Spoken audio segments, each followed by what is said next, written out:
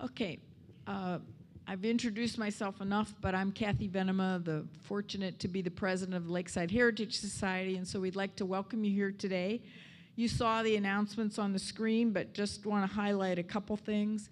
There are brochures of our summer programs on the back table, and also we have a special thing coming up, a fundraiser on July 21st called Heritage Day, and we hope you'll come and play bingo and have some cake and ice cream and have a fun time on Walnut Plaza on the 21st. Right after Dave Bowling gives us a presentation that'll start at 1:30. So you can come and hear him and then go have ice cream. So sounds like a great day to me. Okay, also,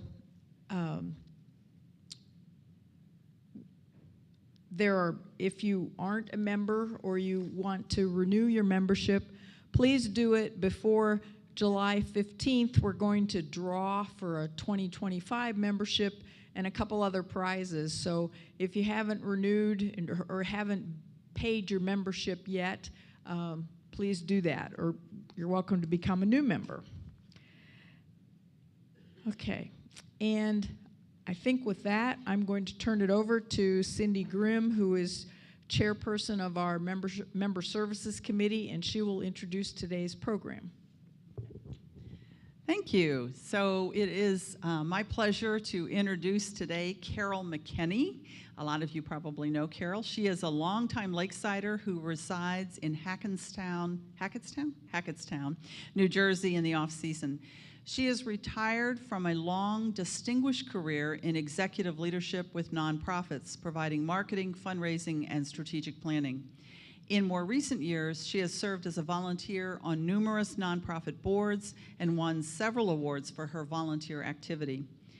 More than 50 years ago, Carol McKinney began her exploration into the women behind the men in leadership by researching her senior thesis on women influencing the courts of France. After her retirement, she visited the First Ladies Museum in Canton, Ohio, and discovered a book called Loves, Lusts, and Longings in the White House. Ooh, that sounds like fun. That began her deep dive into understanding some of the First Ladies and using her theater background to bring them back to life. Carol has reenacted Dolly Madison, Louisa Adams, Florence Harding, Lucretia Garfield, and is currently studying Lady Bird Johnson. She has performed for the Lakeside Women's Club 5 times in the last 10 years and is engaged by retirement communities, historical societies, libraries, and nonprofit organizations in her home state of New Jersey. Today, Carol will be providing insights into the marriages and White House experiences of the 8 First Ladies of the presidents who were born in Ohio. She will be telling her story behind the history of presidents from Ohio. Please welcome Carol McKinney. Thank you. Thank you. Am I good? Yeah, great. Thank you all for not being out in the sunshine. I really appreciate it, and I'm just going to take it from here, and I'll go out the door, and we'll be good. But how many of you were here to hear the lecture from the First Ladies Museum about 3 weeks ago? This is not going to be that lecture. One of the things that I did learn from it, though, is she tried to tell everything pretty much about everyone historically.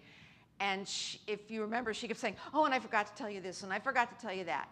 I'm not here to do that. I am here to give you a sense of the relationships these couples had to each other, tell you some anecdotal stories to kind of prove my theory on what those relationships were like, and then hopefully leaving you wanting a lot more so that you'll go down to Canton and you'll learn all about them at the museum. So, there they are, the 8 Ohio gentlemen, and I put all their dates so you could kind of see we almost span 100 years. And interestingly, somewhere around Helen Taft's time, Helen decided that she wanted Ohio to be the leader of First Ladies, and she was going to become a First Lady, and she was a teenager. So you can thank Helen that Ohio kind of rules when it comes to having the most presidents and First Ladies. I'm going to do them all in chronological order, but I'm going to start, and well, there you go. I'm going to start with Anna Harrison. And I know Cindy said to me, did you mean to drop Jill Biden into that slide deck? And I was like, well, I really did, because one, this is the only existing image of Anna Harrison. Two, she was the oldest First Lady ever to serve until Jill Biden. So there are a lot of firsts associated with the Harrisons, considering he was president for 36 days, the shortest presidency. They had the most children by the same spouse and wife. We have a couple of other presidents that had second wives, and they added up similar numbers. They had 10 children. Anna survived 9 of them, which is a pretty sad story when you think about burying 9 of your children. He survived, I think 4 survived him. So pretty sad in terms of, you know, the family lives back in those times. She also never made it to the White House. She had just buried 2 children when he was elected, and she didn't want him to run. He had tried the term before and failed, and then he ran again, and she just wanted to stay at home. And she didn't really want to be on the circuit campaigning. She just wanted to be retired. And he was very excited about it. In fact, President Van Buren said he was more excited than a granny with a new bonnet. So he was so thrilled to be the president that he went to Washington, D.C., and he set the record for the longest inaugural speech, 1 hour and 40 minutes, in the freezing cold. And he was trying to show that he was young and dapper and capable, so he did it without top hat and without coat. Then he proceeded to run to 3 inaugural balls and dance sweaty jigs until he basically collapsed, got pneumonia, and as she is finally packing up to come to Washington, D.C. to accept the inevitable that they're going to be spending a good deal of time in Washington, D.C., a rider comes to the house and says, your husband is dead. So I think, short of Martha Washington, she's the only First Lady that was living that didn't darken the doorsteps of the White House. I love her story starting out because, one, she's the only First Lady born in New Jersey. So I have to own that. And it's a terrific story. She's up where we are, pretty much around Hackettstown is where she was born. Her father was a military officer in the Revolutionary War, and he was very worried about the safety. He was a widower, had this little 4-year-old daughter, and he needed to go and serve, and there wasn't going to be anybody to watch after her. So he decides he is going to dress in a British uniform. He's going to pack her in his saddlebag, and on the other side of the saddlebag, he's packed it with rutabagas. And he's galloping, and he knows he's going to hit British guards and British stopping points. And he says, he flips up this one bag, and he says, the general in Washington, in New York City, loves rutabagas.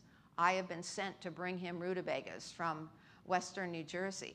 And so they say, go on. So she traveled in the non-rutabaga side of the saddlebag and safely made it to her grandmother's house on Long Island, and it was the first actually educated First Lady, because her grandmother believed in young women being properly educated. And then ultimately, she homeschooled her 10 children when they lived out in the wilderness in Ohio and Indiana. So very, very interesting Jersey girl. So I needed to share that. Moving, let me get my act together. Julia Grant.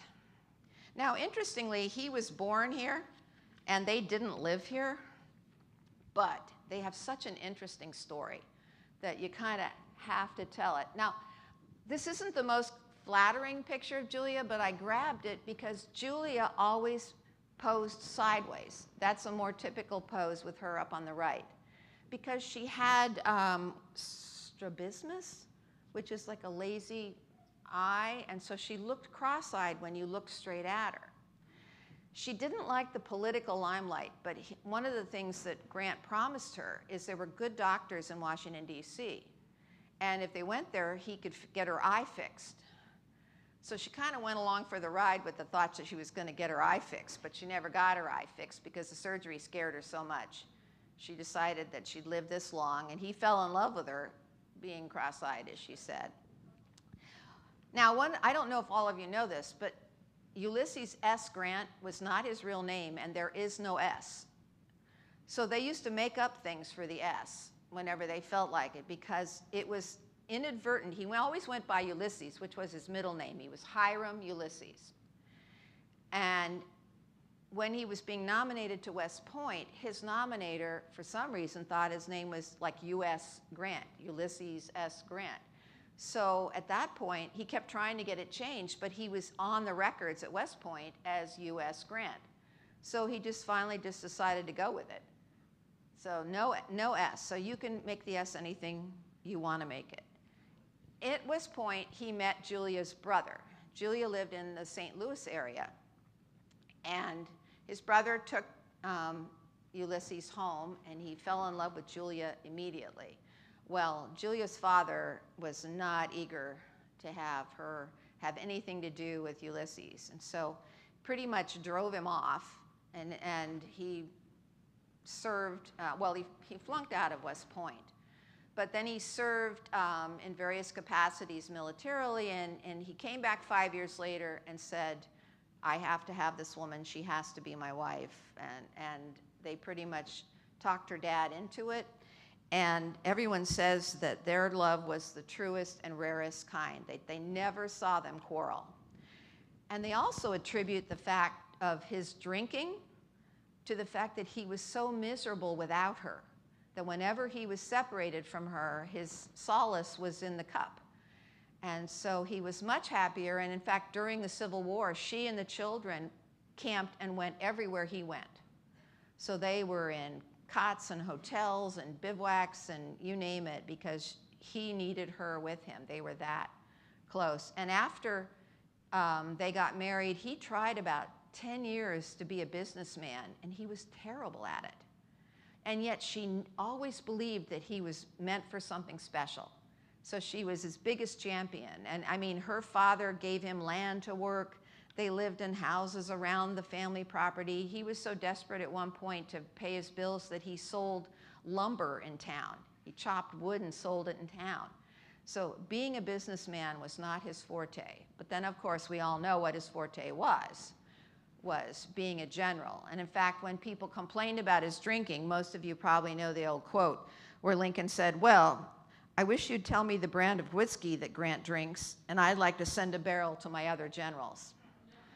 So he was, that successful a military figure. Because of that, when he became the president, they were the most popular couple probably since the Washingtons to be in the White House. Congress loved him. The country adored him. It was this wonderful age of, we have everything going for us, and Congress gave her an unlimited budget to decorate the White House, do whatever she wanted with the White House. And people sent gifts. By the time he left the presidency, he had been given 3 houses and a cottage at the Jersey Shore. Of course, you could do that in those days. Now, we're not allowed to get away with that. But they're just the outpouring of thanks for what he did in being such an amazing general really worked well for him. When they finished their presidency, he went on with his wife on a 2-year world tour. And every court that they went to, from Europe to Russia to Japan, lavish gifts on them, gave them all sorts of stuff. And they brought that all home with them. They actually ran out of money, per se, and had to come home. But they had all these gifts with them. And it turned out that that was a really good thing, because after his presidency, Grant went into business with some investors, financial advisors, that sort of thing, and he really didn't know what he was doing very well. And his partner ended up to be a swindler. And by the time he ran off with all the money that they had gotten from all the investors, the business itself was about $300,000 in debt. And in those days, that was about $10 million in our equivalent today. So he was adamant that he was going to pay back every investor. So they sold all their properties. They sold Julia's home family farm. They sold all the gifts that they'd gotten lavished on them from everywhere they had been. And he ultimately trued everything up. But at that point then, he's basically a pauper. So who comes to the rescue on this but Mark Twain? And Mark Twain says, you need to write your memoirs and I want to publish them. Everyone wants to read about your life story. And he didn't want to do it because, unbeknownst to anyone else, he was actually terminally ill with throat and mouth cancer. And he was in a great deal of pain. But Twain said, look, I can pre-sell these books. And it was almost, he had decided he was going to get like Fuller Brushman. Remember back in the day with the filler brush salesman? Where they were going to go door to door all over the country and talk this book up and say for X number of dollars, you can get on the list to be one of the first people to get this book. So Grant pushed through and he got the book written. Twain published it. And the yield from the sales, from the pre-sales and all, garnered her the equivalent of $13 million. She never had to worry, and he passed away shortly after the publication, and he left his wife the way he'd wanted. She didn't have to worry about a thing. So it's a pretty awesome front to back story of a life well lived. Next. Oh, and I want you to know, I'm cheating. I have a clock, and I'm timing my people so I don't get too far behind. Lucy Hayes. Now, we all know she came to Lakeside, so we have to give her props for that, which is pretty cool. His name was Rudd to her, and the country referred to her as Lemonade Lucy because she says she was in favor of temperance, not abstinence, but the rumors that kind of went around was there was no liquor in the White House. Although the chefs supposedly who cooked for her said they convinced her that you could cook all the alcohol out of it if you cooked with it. So I'm not sure how much was actually cooked out, but as far as she was concerned, they were a temperate White House. She was the first lady that actually had a legitimate and full college education.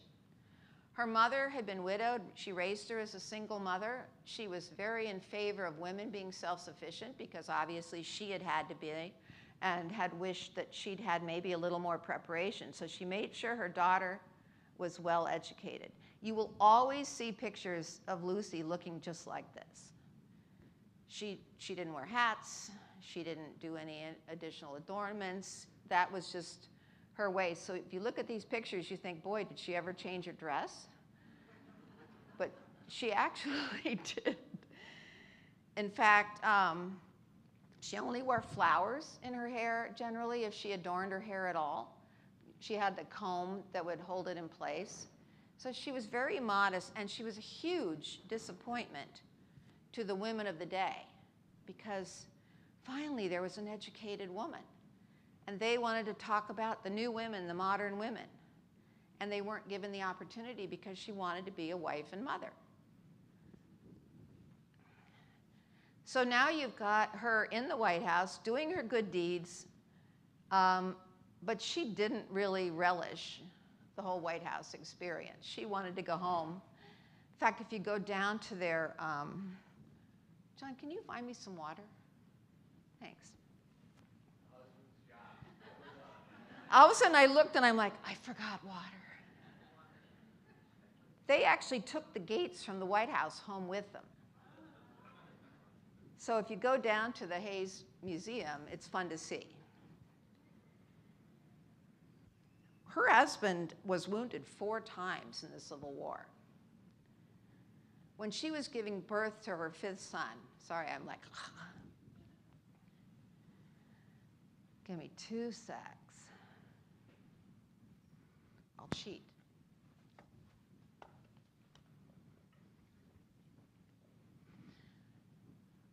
Oh, that's even better. Thank you. It's, believe it or not, it's really hot up here.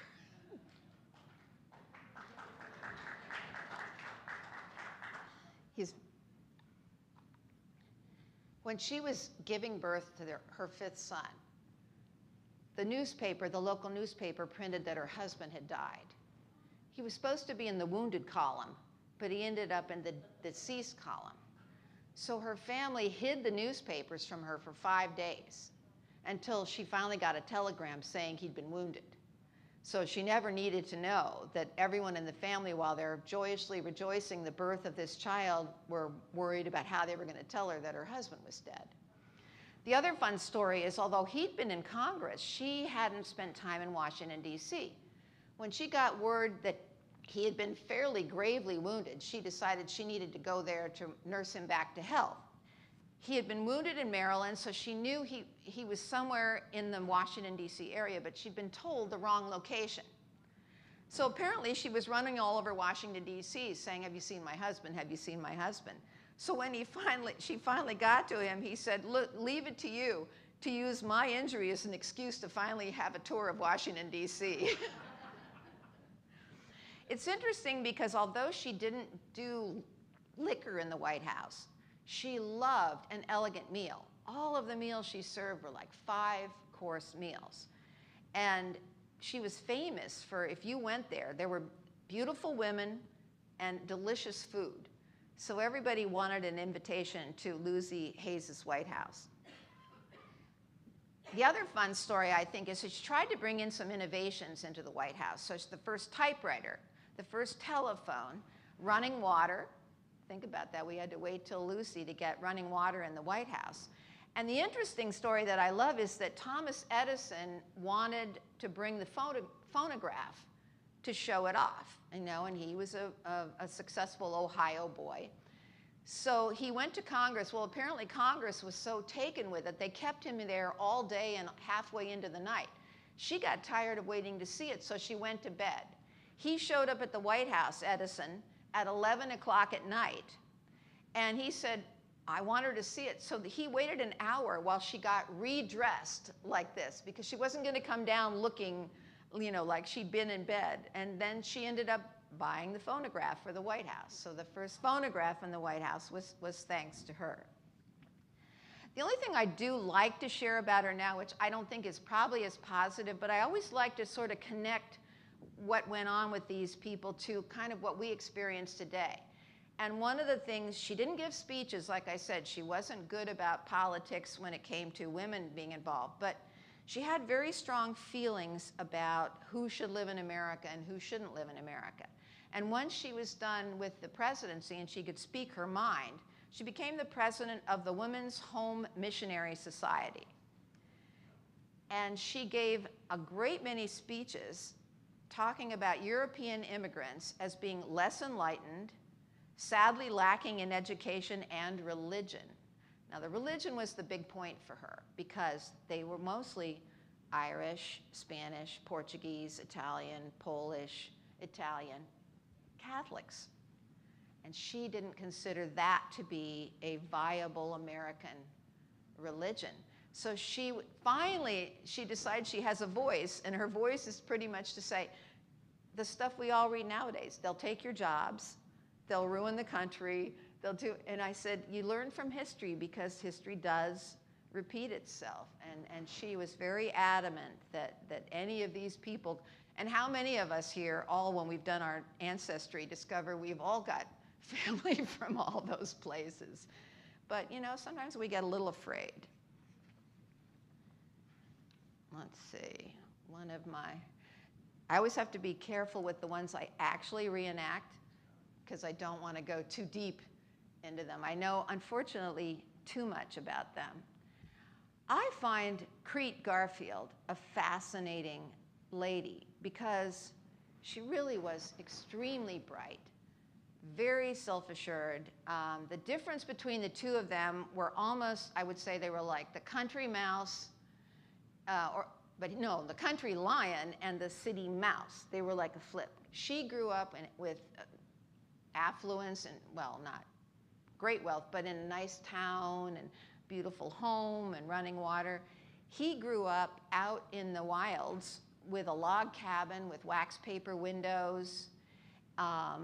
His mother believed in education, so he did go to school. He started school at like 3 years old. Part of that was because his dad died. Garfield's father tried to put out a fire that was threatening their cabin, and although he successfully put out the fire, he succumbed to smoke inhalation and died, leaving her a widow, Garfield's mother a widow, with her 4 little children, Garfield being the youngest. So the oldest son, who was the second child, he and the mother decided they would farm the land until they could build a way to survive, because if they sold the land, they would have nothing. They would run through the money, and she didn't have the means of having, an income. So his sister took him to school with her every day. So he was exceedingly bright and made sure that he was always the top of his class wherever he was. In fact, he told his mother when he went to Williams College, ultimately, he said to her, "Oh, this won't be so hard because there are only 4 boys smarter than I am. And I just need to figure a way to show them up." So he didn't have a huge list that he had to beat out to be the smartest at the school. So a very bright man. He is also the first one that we know for a fact was unfaithful to his wife. There's some rumor that William Henry Harrison was, that he had a mistress who was an indigenous American, but it's never been confirmed. It just was always sort of a rumor. So he actually confessed it to his wife. So he was a very religious man. He was the only president who actually was a preacher. We don't have any others that have come from that neck of the woods. And he felt that, when he sinned, he needed to confess. I think she saved every letter they ever wrote to each other, their diaries, everything like that. So you can get way too much information about their relationship. And he seemed to feel that he needed to unburden himself by way of professing his love, he needed to confess his sins. And so she said she forgave him at least 6 different times. I think one of the funnier ones is he's off at Williams College. They're supposedly engaged, and I say supposedly because they kind of committed to each other about 4 years before he officially got engaged to her, and then they didn't get married for 5 years. So she's the perennial fiance.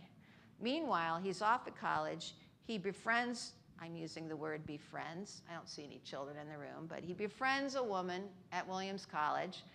He likes her so much, but he's invited his fiance to come to his graduation, so they sit next to each other because he wants them both to be there to celebrate his graduation. And then he tries to convince Crete they could be very good friends if they would just become pen pals and write to each other and get to know each other.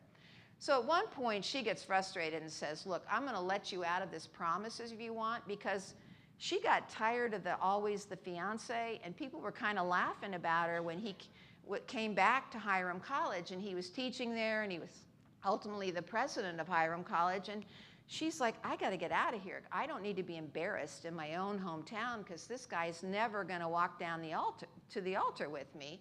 So she went off to Cleveland and started teaching school and thought, you know what? This is a great life. I love teaching. I like my independence. So she was in no hurry. In fact, she was like, if he doesn't call the question, I'm not going to call the question. We'll just do our separate life things and we'll just see what evolves. But as a member of the Church of the Disciples of Christ, they were a very tight-knit group, and you have families and you have weddings and so pressure was being put on both of them that they needed to get together. So she said, "Okay, we'll plan the wedding." But apparently he was still so reticent to get married that she sent a fake wedding invitation to him just to remind him he had a wedding coming up. after the long engagement and and he went to Congress, and there were definitely mistresses in Washington, D.C. He kind of got a reputation for it. He realized at the death of their first child that he needed to stop phoning it in as a husband and father, and that he needed to step up and be the man that he wouldn't be disappointed in being. The records of her letters back and forth to him indicated that in the first 5 years of their marriage, they were only together about 20 weeks. So that's not I mean, somehow they managed to have 2 children, but he said that's just no way to have a family life in a marriage. And he felt he could be a little more on the straight and narrow if his family and his wife were with him in Washington, D.C. So that was the end of his philandering. And the nice thing is, a number of presidents that I've researched, it's funny, they didn't start out in a great relationship with their wives. I mean, it was sort of, oh, this is a good marriage, it's good for me, but somehow in the rolling of the ball of wine, it became a nice, tight-knit little thing. And that's what happened with them. And one of the things he always said about Crete Garfield was she never, ever embarrassed him, disappointed him. She always rose to the occasion. He had immense respect for her. Now, he wasn't president for very long because, as you all know, he was assassinated. He would have been assassinated even earlier in his run, but the assassin saw him with, Crete was on his arm, and she was going up to be treated for, she was very ill. And she had yellow fever, and she was hanging on his arm, and apparently she looked so sad, and that the assassin felt badly for her and decided maybe he wouldn't just shoot her husband right in front of her, that she was already having a pretty bad day. So he let her go off, and she went up to the Jersey Shore, where she was recuperating from her illness. Now, interestingly, Grant, I told you he received a cottage as a gift. He's staying here at the cottage, but he's angry at Garfield because Grant didn't want to be president again, but then he did. And so then he tried to run, and there was a big fight between John Sherman, who had been Secretary of the Treasury, between Sherman and Grant and Blaine, and they went through ballots and ballots and into the 30s of ballots at the Republican convention, and nobody would yield to the other. Nobody wanted to give up their votes. So if one state started to yield, another one would firmly go back to the other. So meanwhile, Garfield is just sort of biding his time and talking up Sherman and telling everybody it'll be great, it'll be wonderful, and he apparently was this amazing extemporaneous speaker. And maybe it was the preacher in him, because he was an itinerant preacher, and he did a lot of preaching in a lot of churches, but he could just put it out in metaphors and beautiful way of speaking that everyone just said, yes, that's what we want for America. So all of a sudden, somewhere around like the 36th ballot, people start saying, Garfield, Garfield, Garfield. He wasn't even there to be a candidate yet. He and his wife in their letters had talked about the what ifs. What if you were asked? And Crete said to him, make them beg you, because then you can sail right in and it'll be an easy job for you. Make them beg you. Well, what happened was, because none of them would yield to each other, they decided they would all yield to Garfield, because he was sort of this benign, he's in nobody's camp.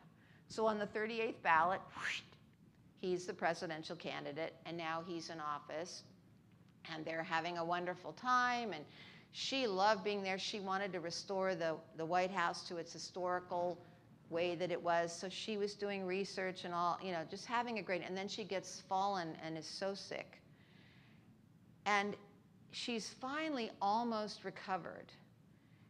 And this is where I circle back to I do tell an old tale. Grant is her neighbor. She's not seen him the whole time she's been in New Jersey. Grant gets word that Garfield's been shot at the train station where he was coming up to get her, and taking their 2 sons up to Williams College where he was going to a reunion. So Grant actually comes over and holds her hand and comforts her, because this is just, he can't imagine if his wife had to face this news, what that would be like. So I think it shows the humanity even in the political world. Grant didn't forgive Garfield for basically taking the presidency, but when he realized the poor wife was going to be without her beloved husband, he rose to the occasion and came over and stayed with her. So of course she rushed back to Washington, D.C., and I mean, there are wonderful stories. They had to build a train track basically to get her there from where she was. And they almost had a collision because they were racing so fast with so few train cars. I mean, it was a miracle she didn't die in a train wreck. Her train tipped over, and then they had to send her in a sleigh. I mean, it could be a dramatic movie. It really could. Meanwhile, of course, he's on the floor of the train station. Every doctor from a mile around is coming in, weighing in on what to do about him. They've laid him on a filthy mattress that they found in the loft of the old train station, and they're poking at his wound. And this is before antiseptic, and this is before sterilization is really being agreed upon as the way we need to go to keep, from dying on the operating table. And so he's in an immense amount of pain. He gets back to the White House, and Dr. Bliss, who had been the family physician, he wants to make his name. He's going to cure the president, and everybody's going to know Dr. Bliss and think Dr. Bliss is just the most wonderful doctor on earth. So he won't let anyone else near him. There was actually a female doctor who actually cured Crete Garfield, but she could only attend him as a nurse. Even though she was a licensed physician, this Dr. Bliss wouldn't let anyone else near him. He even did everything he could to keep people away or even opine what would be best for the president. So Crete sort of took hold, and she said, we have to do something. She created what I would say is the first invention of air conditioning. She sent away for every block of ice in Washington, D.C., and they set up fans, and they fanned the ice to bring his temperature down, because of course it was July, and Tidewater, Virginia, and Washington, D.C., I've lived there. It's very hard to get cool. So she sort of created air conditioning for the first time. When he died, weirdly, Dr. Bliss sent a bill to Congress for his services, and Congress pretty much sent back a middle finger response to him, since he hadn't cured the president. And that is where the expression came, ignorance is bliss. So it's not where you think it came from, because in Europe, they were using sterilization. They were using all these cleanliness. The female doctor fully believed in it. A number of the other doctors all believed in it, but Bliss did not. So this poor president dies, and she's left a widow, but she started the first presidential library. She kept all their letters, even if they were an embarrassment to her, because some of them, they don't, I mean, he's professing his infidelity and things like that, but she's like, people need to know about my husband. And there's a story, which I think is bizarre, that the assassin's sister, under an alias, went to her home here in Ohio after her brother was being sentenced to the gallows. Now, he thought he'd done a favor to the vice president, that he'd made Chester Arthur president, so Arthur was going to pardon him, because Arthur's going to realize he wouldn't have been president if he hadn't killed Garfield. So really, it wasn't anything personal to Garfield. He just wanted Chester Arthur to be president. So the sister goes to try to ask Mrs. Garfield, because she's a good Christian woman, to forgive, her brother and help with the pardon. And unfortunately, Crete was just like, you know what, I am a good Christian, but that's just a bridge too far. So she threw her out. And the daughter who was there said if she'd known who that woman was, she's not sure she wouldn't have attacked her, because she was that bereft. She sat at her dad's bedside as a teenager and watched him die in agony for weeks. I mean, he didn't die quickly. So, you know, the funny thing about that is you would have thought there was Secret Service in those days, but they didn't do what Secret Service does now. We'd already had Lincoln killed. So you're like, you'd think they'd say, oh my goodness, we just had another president assassinated. We better step up and do something differently. You could walk right up and into the White House. The assassin had visited the White House like 8 times and left his calling card. And he'd even talked to the First Lady at one point. I mean, it was just open, you know, it's the people's house. Come on in. So they didn't learn it. They didn't figure out Secret Service needed to do something until McKinley. And they're like, all right, this is getting to be a bit too regular, that we need to start protecting our presidents a little more. So we didn't learn much of anything. The only thing that was amazing that came out of it, the country was just beside itself in sadness. And people all over the country sent small donations to the Garfield family, which added up to $360,000. Congress gave her $50,000, and then she got the first annual pension for a First Lady. And by getting that, she thrilled Mrs. Lincoln, Mrs. Tyler, and Mrs. Polk, and Mrs. Grant, because that meant they were all going to get pensions. Mrs. Tyler was practically broke. She'd been begging for a pension for years, but unfortunately, she was a Southern sympathizer. So the Congress wasn't really excited about giving her any money. So they all benefited. But if you put that in today's day and age money, she was left with $13 million. So she was able to live comfortably, build the library, do everything she wanted to do. And he didn't have 2 dimes to rub together. So it was a very happy working out for them.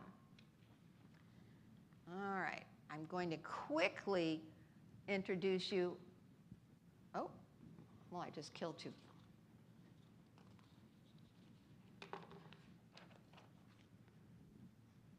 Maybe I misaligned my pages here. Did I go past? Nope. Okay. I have a big difference of take of Ida McKinley from everyone who's come to Lakeside and talked about her or portrayed her. So I don't know if it's my Jersey attitude coming out, but I don't think she was the weak, sweet, little, frail woman that everybody seems to think she was. Ida McKinley was well educated. Her dad was the richest man in town. And when she finished her education, because her brother was getting a world tour, she demanded a world tour. Women didn't go on world tours. It was the men that went to see the world and come home. But Ida McKinley went on a world tour when she graduated. Now, when she came back, partly they said her dad gave her a job in the bank. She wanted to be a bank teller. So she may have been the first female bank teller in the country, because women didn't do those jobs. But she wasn't going to hear that she couldn't do it, and she was getting over the fact that her parents had made her break up with a boyfriend, and then the guy died. So she was playing a little bit of the, so they gave her the job, and when her dad would be away, she was the bank manager. So when I was down at the First Ladies Museum, they said, oh, people thought maybe the Saxtons were on hard times because their daughter worked in the bank. I'm like, no. If anyone knew the Saxtons, they probably knew Ida got what Ida wanted when Ida wanted it. So I don't think it was anything about her being so, shy and reticent. Well, when she met McKinley, she instantly was taken with him with her, basically love at first sight, and she would have him. I mean, that was going to happen. They were going to get married. But she was also an incredibly jealous woman. She didn't like him to talk to anyone else. And the funny thing is, you can't find any reference anywhere where he ever looked sideways at anyone but her. But she always wasn't going to take a chance. I think she was a very strong-willed, controlling kind of person. So she's also going to be even probably the wealthiest first lady. And I don't know about today's, I haven't done contemporary, money counting, but she was very rich. And the brother that had gone on the world tour with her, he was a serial fiance. He never really wanted to pull the switch. So he would get engaged to one girl in town, and then somehow he'd find another girl, and he would occasionally forget to tell the one he was previously engaged to that he was now engaged to someone else. Well, that caught up with him, and one of the fiancés shot him dead. So she's now the heir to all the Saxton fortune coming into it. Not that McKinley cared at all. I mean, he just loved her for her, but she was very wealthy. So she always was dressed to the nines, lots of jewelry. You see the plume? That's an egret feather. She was famous for wearing egret feathers in her hair. In France, they were called aigrettes. She nearly put the egret on the endangered species list because every woman wanted to wear an egret feather. So the Audubon Society begged her to stop wearing egret feathers because she was endangering the poor egret. She had 2 little girls. The second little girl died as like 3 or 4 months old. The other little girl was about 3 years older, and Ida was so worried that something was going to happen to her that she wouldn't even let her leave the yard. The little girl, there was a quote that she said to her uncle once. She's like, "I can't go out of the yard or God will punish mommy again." So some of the people put the spin on why she was or wasn't religious. I'm pretty much thinking the fact that that little girl died, and within the year her mother died, and Ida couldn't have any more kids, I'm not so sure that really didn't test her religious faith, because it's pretty hard to imagine you just lose everyone that means a lot to you in your life within bing, bing, bing. So at that point, she had had an injury, and she started experiencing seizures. I don't know how much of it was stress involved, she was depressed or whatever, but sometimes those seizures were very convenient as well. She always had a seizure when it was time to go to church. She never had a seizure when it was time to go to a vaudeville show, even if they might have happened same time of day or whatever. She also, in the White House, the tradition was, you can picture the big, huge tables at the White House, and the First Lady sits at one end generally, and the President sits at the other, and then you have all the dignitaries visiting, and usually whoever you're hosting the dinner for, the wife or sits next to the President, and the husband sits next to, the First Lady. Not in her White House. She sat right next to her husband. She wasn't letting any other woman talk to him. She was controlling the conversation. And when she would have a seizure, rather than leave the table or leave the room, she would grip his hand, and he would take a doily napkin, and she would rest her head down, and he would place the napkin over her head, and he would continue to talk. The Hoovers were there for one dinner, and they were like, what's going on here? This woman is lying there with a napkin on her head, and the President's going, hey, about those Mets, what a team, And then apparently she would grip him under the table, and he would lift the hanky up, and she would rise up and say, yeah, what about those Mets? Aren't they amazing? So he got shot, as I said earlier, obviously as well. He was shot glad-handing at the Pan American exhibition.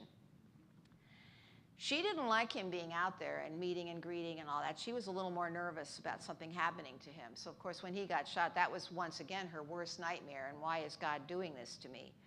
But she wouldn't shake hands with people. I mean, she was that nervous about illnesses that other First Ladies had had and things like that. So she started crocheting slippers. And she used her crocheting as an excuse. I would love to shake your hand. It's so nice to see you, but I'm busy making these slippers, and I'm making these slippers for all the vets. So if you were from the north, you got blue slippers. If you were from the south, you got gray slippers. And she crocheted 3,500 pairs of slippers. But it kept her from having to shake hands with people. So when he gets shot. Of course, she rushes to his side. He dies of gangrene because, once again, they can't figure out how to get the bullet out of him and all that. She never had another seizure. So were they convenient? Did they get, oh, that woman's paying too much attention. Oh, she fainted at the inaugural ball and had a seizure, and they had to leave. So were there too many beautiful women dancing around the room? I mean, we'll never know because they were very convenient, those seizures.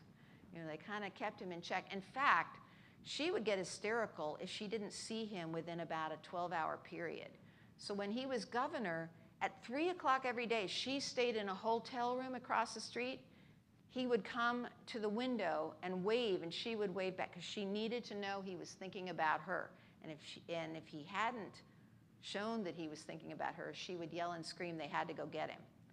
So I have a different take on, I think she was a pretty willful lady. I'm pretty sure she was depressed and she did have issues, but I think she was a lot stronger personality than we give her credit for. She lived just long enough to see his tomb finished and his memorial done. So he really was the love of her life.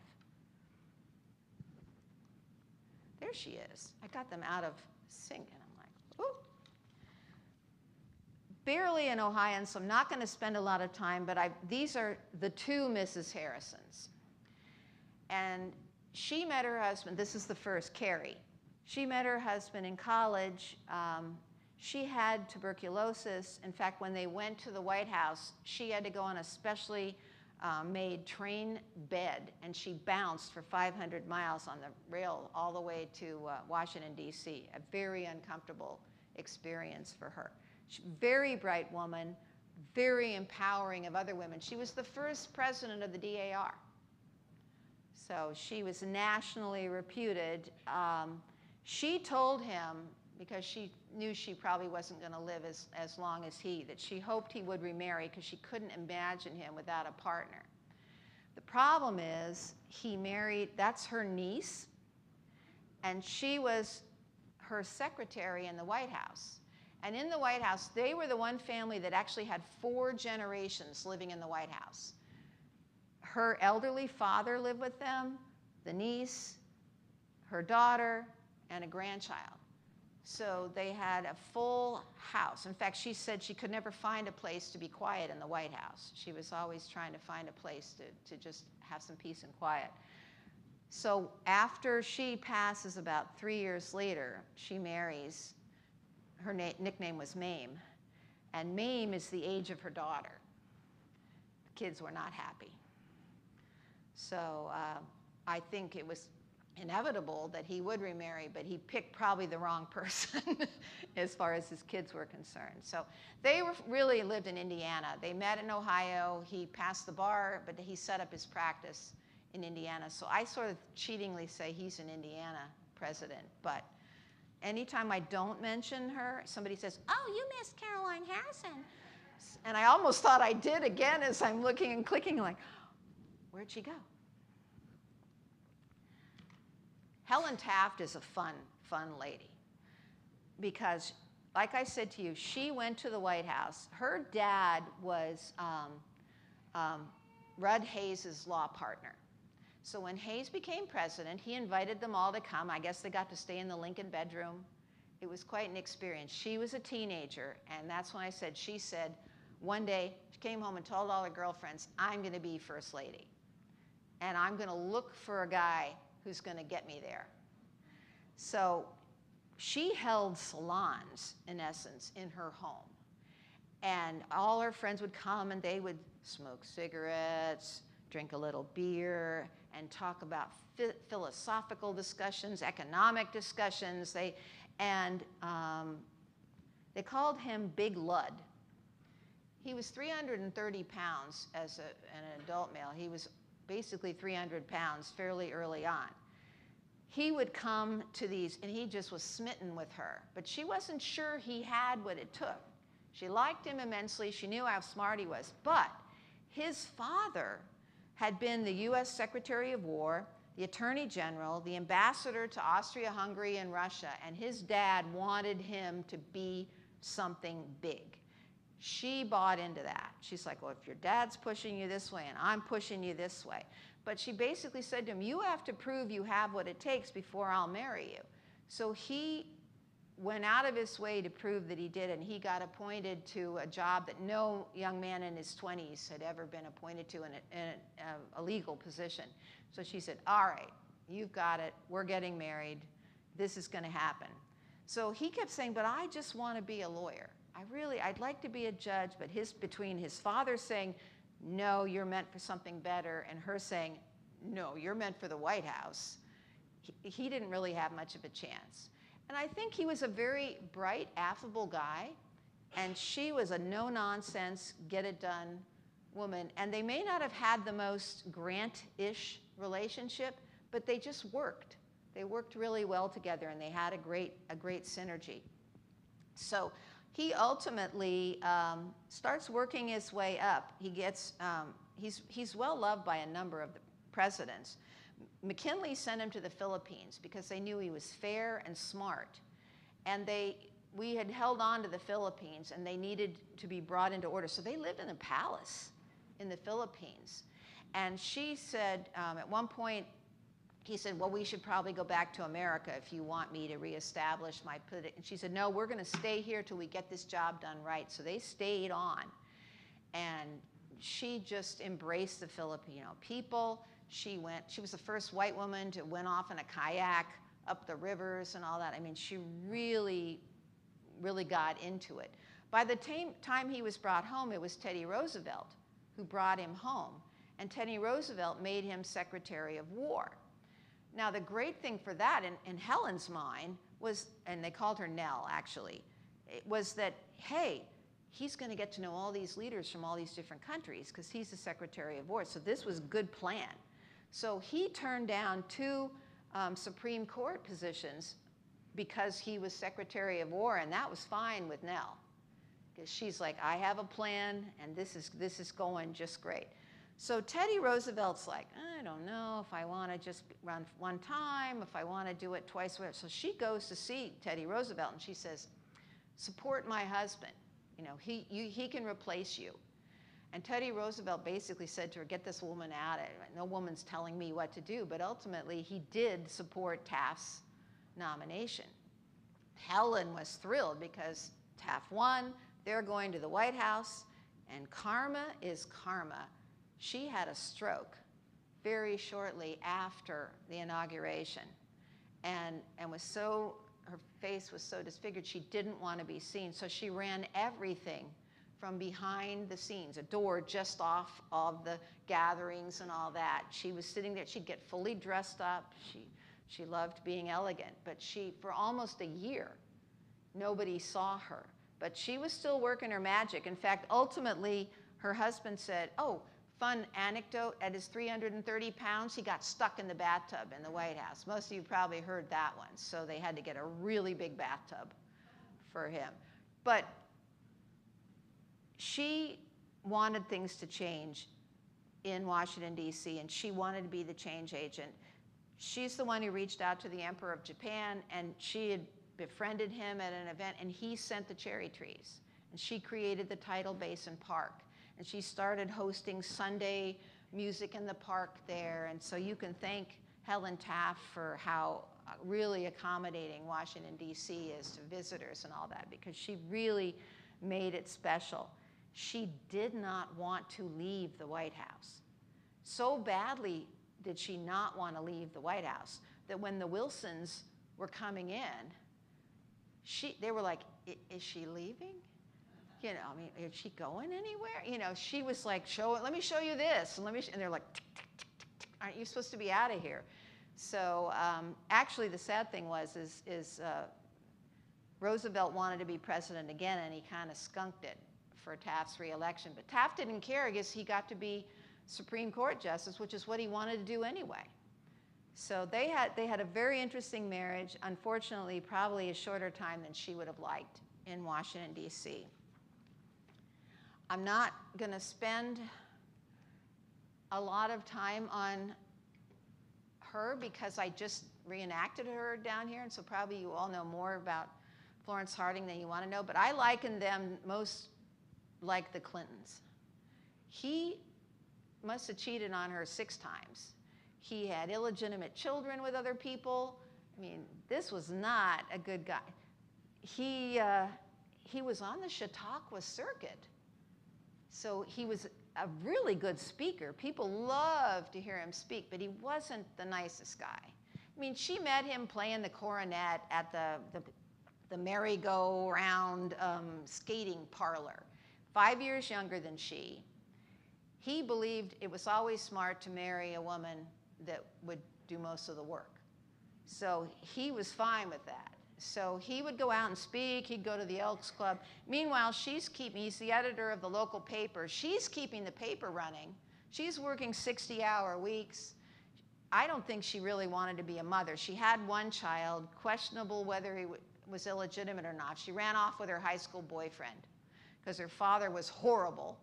So you could literally do a movie, I think, out of this whole life, and you'd have all the sex and scandal that you would want. She believed in fortune tellers. So when she decided to marry him, she had a 25-minute window to get married because the fortune teller told her only good stuff could happen if you got married between 7:05 and 7:30. So she was hustling everyone in the house to get in their seats so that she could get the service done in her 25 minutes. She also hung out with a woman, a very wealthy woman in Washington, D.C. when he was a congressman, whose husband owned the Washington Post and gave her the Hope Diamond. So I mean, really above her pay grade in terms of wealth. But meanwhile, he's hanging out with the husband, and they've got women coming and going. They're drinking. This is during Prohibition. They're doing drugs. But apparently, I don't see it. I don't think he's the most handsome man I've ever seen, but he was elected because women had the vote for the first time, and they supposedly thought he was just such a charming, good-looking man that he got the women's vote, potentially. Now, she wrote all his speeches. She helped pick his cabinets, and when the whole Teapot Dome scandal came out, she said, we're going to go on a cross-country trip, because she wanted to get away from all the stuff that was going down in Washington. He apparently was just a good old guy having a good time. In fact, he had a mistress that was her best friend for 15 years. They traveled together, and they would, in Europe, he arranged for a 3rd room at each hotel they went to.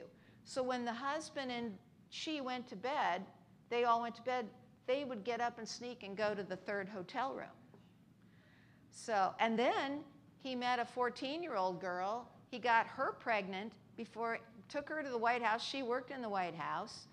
And then when she said, this is the president's child, it wasn't until like 10 years ago that that was proven true. I mean, she was just ridiculed and destitute, and it was a horrible thing. He was not a good man.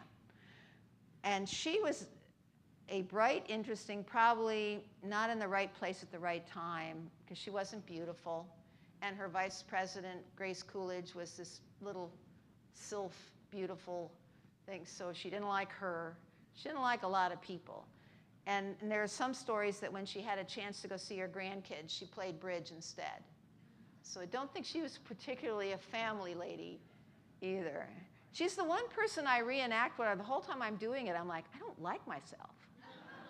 I really don't like myself.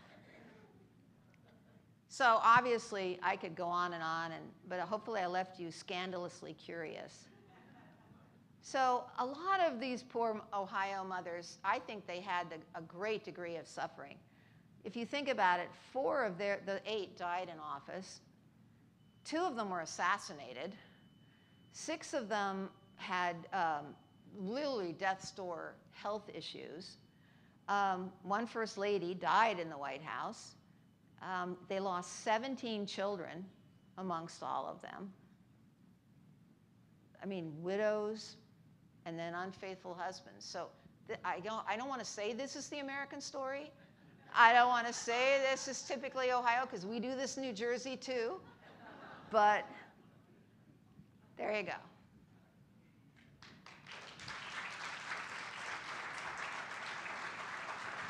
All right, we maybe have 5 minutes for questions, so I'm run this over here to Dave. It's hard to cut Flossie short because that's just an awful marriage. Thanks, Carol. You talked a lot about the children who passed away early or didn't succeed. Some of the children, I'm thinking particularly of Garfield and Grant, Yeah. did very well. Can you speak to that? I haven't drilled down on the Grant children that much. I know they were a very close family, and I know so there was no scandal, which I always take nowadays as a good thing for children. The Garfield kids, even the daughter, just had wonderful careers. Two of them served in government. One was the president of a university. One was an architect, noted architect. Two of them were very successful attorneys. The daughter, wonderful story, actually married Garfield's secretary, a young man he believed in because he came up the same way Garfield did. And when Crete went to set up the presidential library, she brought this young man with her to help set up the presidential library, and he and the daughter fell in love with each other. And it's a wonderful story of that she had a joint wedding with her brother. So they're very close families. So when the families were close, it's interesting, the children seemed to have the successes. You're right. I have two quick comments. The first one is, I think Ohio, in the turn of the century when McKinley was assassinated, the tuberculosis virus was just sweeping the state. So my great-grandmother died being nursed by her oldest daughter. The oldest daughter died. The next oldest daughter grabbed the youngest boy and headed to Iowa and on to Colorado to avoid the virus. Wow. So I want to say that I kind of understand Mrs. McKinley's reticence to touch people because... Oh, yes. So Yes. my other comment is, since the guest for the Faith and Living Hour is from Kenya, and I spent some time working there, and I just want to comment about how culturally specific it is to call it infidelity or illegitimate. The part of Kenya I worked in was not the capital. We probably don't have multiple wives in Nairobi, but we do in eastern Kenya. And it is accepted because one of the women I talked to that was the first wife, she said, it's a relief to have other women. So I just want to comment Nice that to have a friend in the house. you don't have to service the man. Yeah. And he can have as many wives as he can. Yeah. Yeah. Well, you know, getting back to, I mean, the TB thing and just the germs is an interesting thing because Florence Harding loved to greet everyone. And it is said that she would go through thousands of pairs of gloves and she would switch hands halfway through meeting because her hand would get so sore that then she'd start shaking hands and the gloves would tear. So, you know, that being close to the public, you know, was a very not a healthy thing. The slide that you put up of the Taft family, I think, had some sons in it. Are Two. those sons that went on to further roles in Ohio? I believe so, but I haven't drilled down on the kids. It's a terrible thing to say, but there's so much detail on the women. I can tell their names. I know I have, you know, a list of when they died and things like that, but I haven't done the ancestry. I think, although Dave suggested, I'm like, that might be an interesting lecture, is successful and infamous children of presidents or something like that. I recall reading that Nellie Taft really rose to the occasion in the Philippines She did. because she would entertain Filipinos Yes. in their palace. Yeah. And that was Yeah, she even went to Really? the Pope on behalf of the Filipino people to try to get money and land that the Catholic Church had holdings in, and she was not a Catholic, but she was like, she believed in immigrants too. She was a huge supporter of immigrants. thank you. I just have a comment about Gramps' autobiography. People had been after him for years to write it, Correct. but they would not give him a fair percentage of the sales. Ah, And there you go. Clemens offered him the best deal. Clemens offered that best deal because he knew Grant was writing it to support his wife after his upcoming death. Right. He was writing his autobiography 2 weeks before he died. But they say that the autobiography is the best American-written autobiography ever. And the opening sentence of it, I always remember, my family's American, and has been for generations. In fact, we, in all its branches, direct and collateral, we're American. Yeah. You know, he wrote that. He was so ill. First, he started dictating it, but then his mouth, the jaw cancer, the mouth, everything was, he couldn't even speak. So then he started writing it longhand to finish it. I think it kept him alive because he was going to finish that book and leave her with something. So, yeah. Uh-oh. Oh, of course. Thank you. Did Lucy Hayes have any early on influence here at Lakeside with the Women's Home Mission Society, given that her husband was reunioning here with his comrades? That's interesting. Do you know the answer to that? Because I read a number of the things that, like I said, she was very private. So when he was president, she did not share her thoughts about anything. She did that all post-presidency. I don't know about the Lakeside, if there would be a Lakeside piece of it, because I haven't reenacted her. I would probably, drill down on her much more if I were to reenact her. Yeah, I'm just saying, I think it's entirely possible because what I did read about her said she was very willing to be forthcoming about what she believed because she really did think we were running a risk of ruining America. So, I mean, it really was quite a passion with her. So I wouldn't be at all surprised if she didn't, because she was president of this group. So my guess is she was called upon to speak quite often about that sort of thing. But I don't want to say I know it because I haven't Something else to researched research. One more time, let's thank Carol. Thank you.